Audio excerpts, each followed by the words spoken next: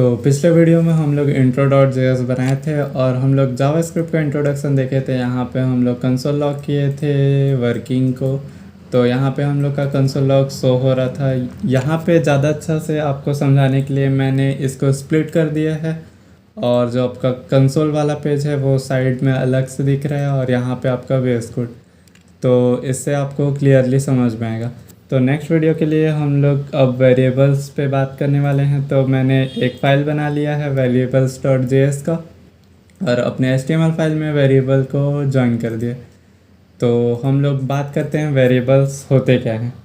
तो basically variable एक container होता है जिसमें हम डेटा स्टोर करते हैं। वो कंटेनर ऐसा होता है जैसे हम लोग का स्टोरेज मेमोरी में कोई जगह होता है, जैसे बर्तन में पानी रखते हैं एग्जैक्टली वैसे ही मेमोरी में कुछ लोकेशन होता है जहाँ पे हम लोग कंटेंट रखते हैं।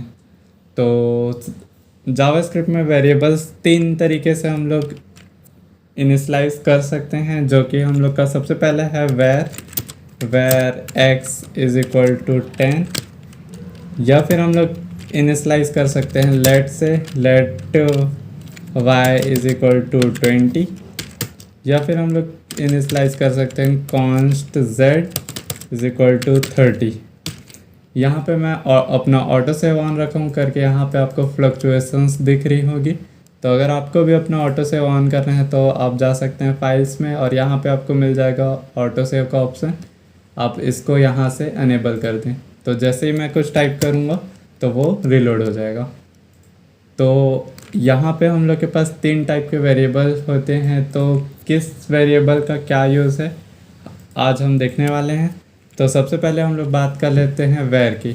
वेर जनरली 2015 से पहले यूज़ होता था, मतलब 2015 से पहले, मतलब ये पुराना है। तो इसमें क्या होता है कि जैसे मैं var y is equal to 20 कर दूँ, var z is equal to x plus y करूँ और कंसोल लॉग कर दूँ अपने z को। तो यहाँ पे देख सकते हैं कि आपको 30 आउटपुट मिल रहा है। तो ये हम लोग वेरिएबल इनिशलाइज करके उसका वैल्यू दे दिए। लेकिन अगर आप सोच रहे होंगे कि तो लेट का और कॉन्स्ट का यूज़ क्या होगा और वेर अब यूज़ क्यों नहीं करते। तो जैसे कि अगर मैं यहाँ पे वापस से x लिख दूँ तो ये y डिफाइंड नहीं है बोल रहे। तो इसको अगर हम लोग हटा दें यहाँ, या फिर ये लाइन को हम लोग पूरा रिमूव करके यहाँ पे हम लोग कर देते हैं x, तो क्या लगता है कि क्या होगा आउटपुट। तो वेर का मेन इशू ये है कि देखो, हम लोग एक बार x इनिशलाइज किए, वैल्यू 10 दिए, फिर से वेर x इनिशलाइज किए 20 दिए, कोई एरर नहीं आया। जो नेक्स्ट वाला था वो खुद से ले लिया। तो ये अपना वेर का प्रॉब्लम है, क्योंकि अगर बहुत बड़े कोड बेस में हम लोग लिख रहे हैं कोड और सेम नाम का वेरिएबल बना लिए तो हम लोग को पता नहीं चलेगा क्योंकि एरर नहीं देगा, लेकिन वैल्यू वहाँ पे चेंज हो चुका रहेगा। तो इस प्रॉब्लम से बचने के लिए लेट का यूज़ हुआ। तो यहाँ पे हम लोग इसको कन्वर्ट कर देते हैं लेट में।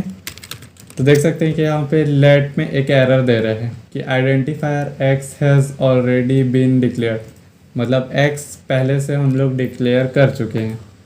तो हम लोग क्या करते हैं कि लेकिन लेट हम लोग का म्यूटेबल रहता है। म्यूटेबल मीन्स वो चेंज हो सकता है। तो अगर x का वैल्यू को हम लोग को चेंज करना है तो ये वाले लेट को हटा देंगे तो वो ओवरराइड हो जाएगा ये 20 और यहाँ पे 20 अपना आउटपुट में मिल जाएगा। तो फिर अब बात आता है कि कॉन्स्ट का। तो कॉन्स्ट मतलब एक कांस्टेंट सा होता है। कॉन्स्ट अगर हम लोग कुछ डिनोट करते हैं, suppose y is equal to 10, तो इसमें और चेंजेस नहीं कर सकते।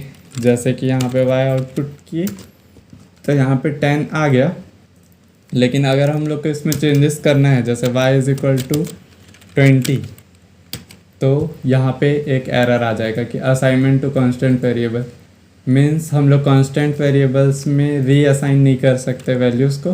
तो इसलिए अब लेट आपको जब यूज़ करना है जब आप चेंज करना चाहेंगे उसके कंटेंट को, और कॉन्स्ट तब यूज़ करना है जब आप उस कंटेंट को चेंज बिल्कुल नहीं करना चाहते। अब बात कर लेते हैं कि आप जावास्क्रिप्ट में कमेंट्स कैसे लिखते हैं और कैसे यूज़ कर सकते हैं और उसका यूज़ क्या होता है। तो कमेंट्स ऐसे लाइंस होते हैं जैसे हमारा कंपाइलर या इंटरप्रेटर, कंपाइलर मीन्स जो हमारे प्रोग्रामिंग लैंग्वेज के लैंग्वेज को कन्वर्ट करता है लो लेवल लैंग्वेज में, क्योंकि कंप्यूटर्स जो हैं वो मशीन कोड समझते हैं।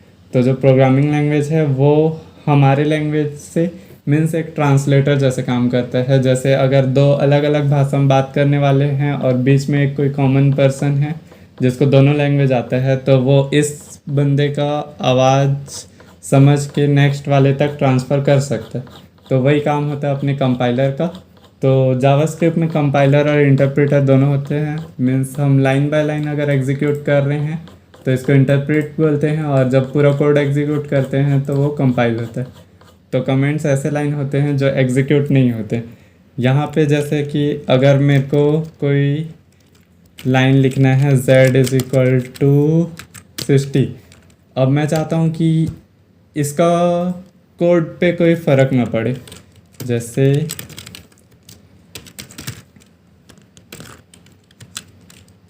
अब यहाँ पे मैं लिख लिया कंट्रोल, यहाँ पे देख सकते हैं कि z का वैल्यू आ रहा है।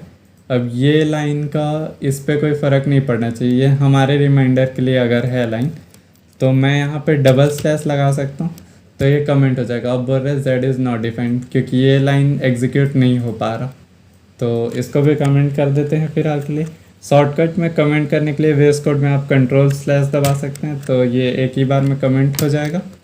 अगर आपके पास मल्टीपल लाइन्स हैं, जैसे दिस इज़ मल्टी लाइन,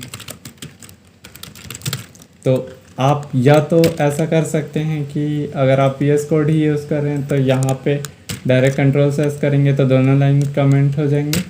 अगर आप नॉर्मली यूज़ करते हैं तो यहाँ पे आप ये कर सकते हैं कि स्लैश स्टार, यहाँ से हमारा कमेंट स्टार्ट होगा, और स्टार स्लैश यहाँ पे हमारा कमेंट एंड होगा।